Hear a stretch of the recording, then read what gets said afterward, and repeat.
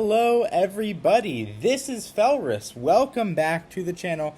I hope you are having a great time and I'm so glad you joined me to have some fun playing Raid today. Now in this video we are going to be talking about how to gear a champion properly, alright? And to do that we are going to look at the two hardest builds I have on my account. One is Calamitous and the other is Shayak here. Now, I will do a dedicated video demonstrating him when I have him at a more usable level, 6 stars with a good banner, right? Right now, I'm just in the process of building him, trying to make sure that, his build works and everything. I already used him on a Hydra key to great effect, so we are going to just kind of talk about what I did, right? Now, the first thing that I like to look at when gearing a champion, deciding on what kind of build, right, is their kit, right? What are their skills? What do they need to be doing? This also, their type helps as well, just a little bit, most of the time. Like, if it's someone like a Cult Brawler here, all his damage is based on attack. But generally, this is where your damage is coming from. So, right, his A1, his damage is based on his HP, right? Now, generally that also means his HP is going to scale very well. So considering things like HP percentage substats, HP percentage main stats on the lower 3 pieces, right? That's all going to scale very well. That also tells me that he is a tank, right? Or at least very sustainable. So that's something I look at. And then I also look at his kit, alright? And generally you get the most value out of the A2 and the A3 and the passive, right? So in this case I'd probably start with the A3, right? Fills the turn meter of all allies by 25%. Alright, it doesn't need any stats, it's cool. Also has an 80% chance of placing a block buffs debuff on all enemies for 2 turns. This debuff cannot be resisted if at least one Terror Beast, Gore Mask, Hound Spawn, Hellfang, Fellhound, or Stitched Beast is on the same team. Alright, so I look at that and I say, alright, we've got a debuff. We've got a debuffer. This doesn't hit. This is great. We can place it through Poison Cloud, right?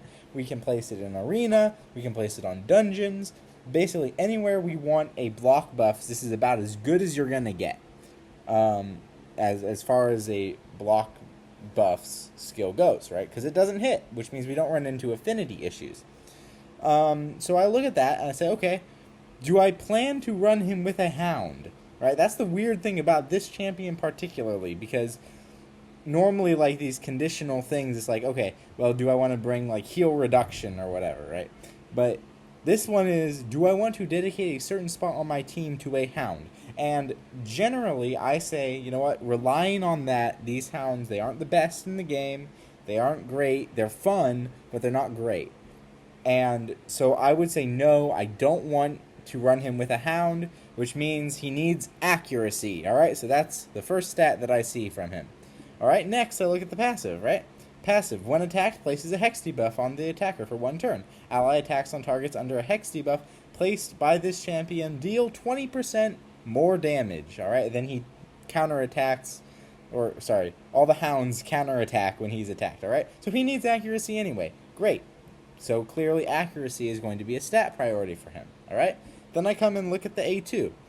Removes all debuffs from this champion and heals them by 50% of their max HP.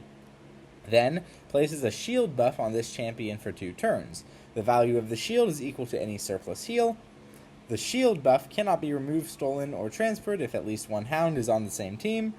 Finally, places taunt and 30% reflect damage on this champion for 2 turns. These buffs cannot be removed, stolen, transferred if at least 1 Hound is on the same team. Alright, again, do I want to run him with Hounds? We already decided from this ability, no, we don't. Which means he probably needs resistance.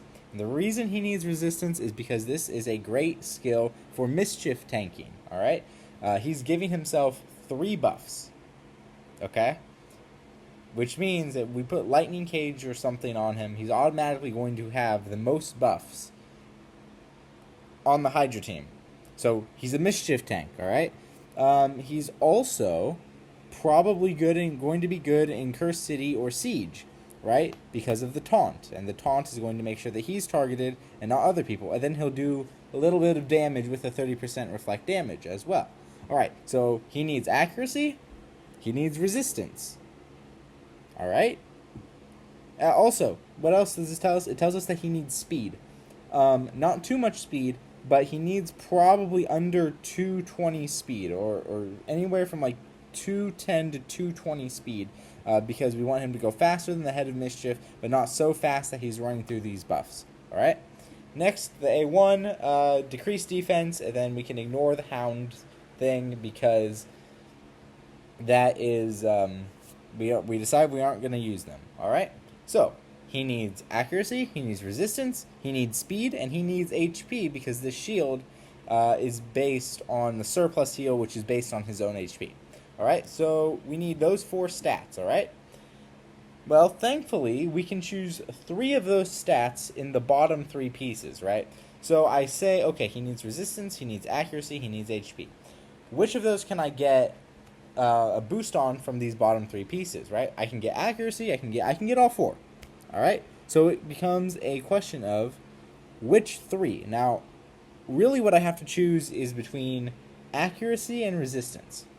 Because I can get HP on the gloves, I can get speed on the boots, but I have to choose either accuracy or resistance on the chest plate. Those can't be on the boots or on the gloves, and speed can't be on the chest plate or the gloves, right? So the obvious thing to do is go with HP on the gauntlets and speed on the boots.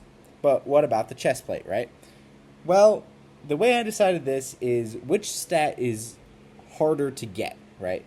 You need significantly more resistance than you do accuracy, right? So for normal Hydra, which is what my clan is currently on right now, normal Hydra, you need 355 resistance to reliably resist the Head of Mischief. And you only need like 85 accuracy. Alright? So considering that 355 is a lot, I went with resistance on the chest plate. Now, I also had a perfect chest plate here because it's mythical with extra roll into accuracy. So we've got 42 extra accuracy also coming in with this chest plate, which is really nice. Alright, so we've got speed on the boots. We decided to go resistance on the chest plate and HP on the gauntlets, right? We've got 6-star HP, which will be great. Alright, so what about the top 3 pieces?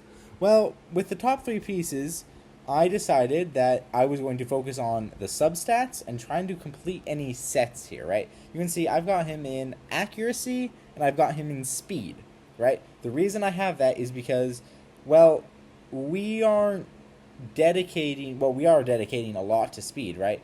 And this speed set helps us get to that stat requirement between 210 and 220, right? So we have 214 speed on him, right? He's one of the slowest, if not the slowest, on my Hydra team, all right?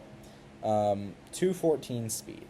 So he's not going to run super fast so that we don't run out of those buffs, and he can reliably tank the Head of Mischief. Now, he also has that turn meteor fill, which is great, so that he can use that on his off turn so that he can go again, get that taunt back up faster. Either that or we run someone like Painkeeper or Kymar beside him. But anyways, that's different subject, alright? So, again, when I look at the substats, and when I look at what sets, I'm like, okay, what does he need, right? What does he need from sets, right? Resistance, speed, accuracy. Those are our stats that we want, right? Do we want him in like a 4-piece set? Do we want him in Guardian gear? How do we want this? And I just kind of tend to keep things a little more simple, right? I tend to, where I am, I'm just in the beginning of the mid game. I tend to keep things a little more simple. I'm not trying to go for anything stupid crazy like regeneration. My regeneration gear is negligible, right? Or provoke, or any of these 4-piece sets. I might switch him into something like that later, but right now I'm focusing on sets that also give me stats, right? So by using a simple 2 accuracy pieces, I get another 40 accuracy, and then I don't have to worry about as much accuracy from my substats. Same thing with speed. Now, of course, I always want to worry about speed in my substats, especially since 214 speed is a little on the higher end. It's on the low higher end, but a little bit on the higher end for where I'm at, right? So I want to use a speed set in order to be able to reach that threshold more easily, right?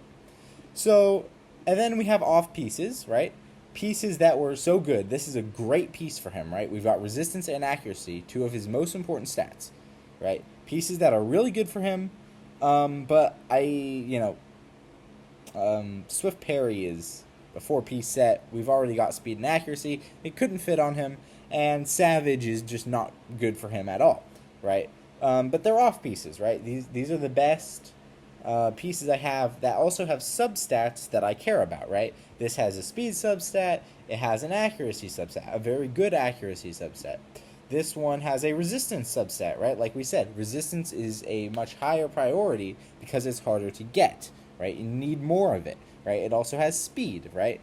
Same thing here. This also has speed and resistance, right? I put a lot into resistance here to the point where in Hydra, I believe I have, almost 300 resistance. And that's going to be more because I have a resistance banner for him that will get him to the higher resistance than I actually need for that normal Hydra. Alright? So, basically, I focus on getting stats. I focus on what my most important stats are. Obviously, he needs sustainability so that he can survive attacks, right? A dead Mischief tank isn't going to do much, so I'm going to go HP on the gloves, and then I'm going to also get more sustainability through whatever accessories I use on him. I don't have any good amulets. Well, yes, I do. I have a defense amulet, which will just give him more resistance, which will be great. But theoretically, you'd want HP, right? This has a good HP roll. Theoretically, you'd probably want HP on the amulet, but I'm going to go with this one because it's my best. And then I'll probably switch it out later. But yeah, we're going to go resistance on the banner, and then accuracy it's fine for Hydra, and I'll up that more by developing the Great Hall. Alright, so that's really kind of my thought process. When I gear a champion, I decide, okay, what are the most important stats? Can I get there with sets? And how do I decide what my bottom 3 pieces are based on the most important stats for this champion, right? Now, Shayek is really hard to build because he requires 4 stats that are super high priority. HP, speed, resistance, and accuracy, right? Whereas someone like Armons, I don't care how much HP he has or sustainability he has, as long as he is accurate enough and goes fast enough to place the stun, okay? So Armons is very easy to build. I can focus everything into speed and accuracy. As you can see, I have accuracy and I have speed, right, on my sets. If I was a little farther along in the game, I'd ideally want him in an Affinity Breaker so that we can put him up against, like, I don't know, Harima, and he'll be able to stun the Harima, right, more easily because he's an Affinity Breaker. But because, my substats don't always get the best rolls and I don't have the biggest quantity of gear because I'm very picky about what gear I use, I decide to use sets in order to get these stats. Alright, so Perception gear would be good on him, right? It just so happens that this was the best build I could find on him. Same thing with Kymar here, right? I've got him in Divine Speed and a regular speed set with off pieces, right? So, again, Kymar is also very easy. All I need is accuracy and speed. Same thing here with Baudel. Accuracy and speed. But Shayek is a bit more of a challenge because he requires 4 stats, right? HP, accuracy, resistance, and speed. Alright, so that's kind of my thought process. So, how do I build someone like Calamitous, who is a damage dealer, right? Clearly, he's got a skill that is conditional on him killing people, first of all. But he's also a debuffer, because he has this Horde of Calamity, which, by the way, is one of my favorite skills on my entire account. I love this Horde of Calamity ability. He's got block buffs, decreased defense, weaken, decreased speed. Great for filling in gaps in Hydra if, like, Shayak is only an 80% chance, so if it doesn't land on one head, there we go. We got the block buffs. Yugo, if Yugo weak hits, there we go. We got the block buffs. It's also really good for bosses and in arena. Like, if I sleep everyone with Kymar, and I don't want to wake everyone up with a massive AoE slam, well, his skill hits so hard, and it will decrease defense and weaken while it's going off, that often I can just one-shot enemies, all right? So, he's a debuffer, right? You want to be able to land this. And he's even more of a debuffer because he has a passive that synergizes with Hex, right? Increases attack by 10% for each enemy under Hex. Places Hex, places decreased defense, right? Ignores 20% of each target's defense if they're under Hex. Damage increases by 10% for each debuff on the target. Now, if you had a team where, like, you already had an AoE Hex and you had a bunch of other debuffs, then I guess you could neglect the accuracy on him. But it seems that his kit is designed for accuracy, right? He also has a debuff transfer, right, on his A1 in this form. So, but he's also clearly a damage dealer, right? You're ignoring 20% of defense to actually mean something, right? So that makes him extremely difficult to gear. Obviously, we want crit rate. Obviously, we want crit damage. We want accuracy. We want some healing because he's going to heal by 50% of his max HP at the start of each turn, right? So we want some HP on him, right? So we're going to go with crit damage on the amulet, right? Let's start with the accessories here. Crit damage on the amulet, right? That's the obvious choice. We're a damage dealer. Nothing else is going to help him so much as crit damage on the amulet, right? Attack on the ring, right? Still, we're working with a damage dealer. We want to get his attack up as high as possible. Now, what I did is, on the banner, I went with accuracy. And yes, he needs a new banner, but this is the best I've got for him right now. On the banner, we went with accuracy to help fill in those accuracy gaps. And then on the chest plate, we went with attack. All right? Now, you'll also notice that I have crit damage gloves. And almost everything here, has crit rate on the substats, right? Because I don't want to use crit rate gloves on one of my main damage dealers. I want to use crit damage gloves, right? And I also have speed and crit rate on every single one of his pieces. All right? Now, and the accuracy is more of a nice to have. Like, I only have one piece with an accuracy substat. But because of Great Hall, because of this double roll here, because of the banner, we got him a great chunk of accuracy at 194, which is enough to land debuffs in dungeons, for the most part. So that's really what we have, right? We have, again, four stats that need to be very high, right? Attack, crit rate, crit damage, accuracy. So we can put Slayer pieces, right? I use Slayer pieces to get him the crit rate and extra crit rate and accuracy. Another way to get stats is masteries, right? So we go over here, we pick up an extra 5% crit rate, an extra 10% accuracy, right?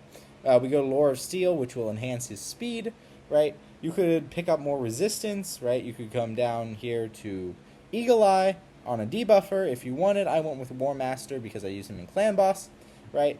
But in general, just trying to figure out, what of your gear is going to give you the most important stats for this champion, and you determine that by their kit.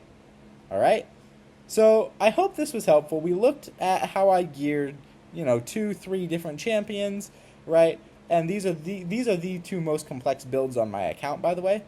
Right? Calamitous and Shayak, because they both require 4 stats, which is the most I've ever built, which I know that's very early mid-game, but it's still it's a push for my gear, to be completely honest. You know, I'm farming stage 20 dungeons and I don't always get good pieces, right? It's a push for my gear.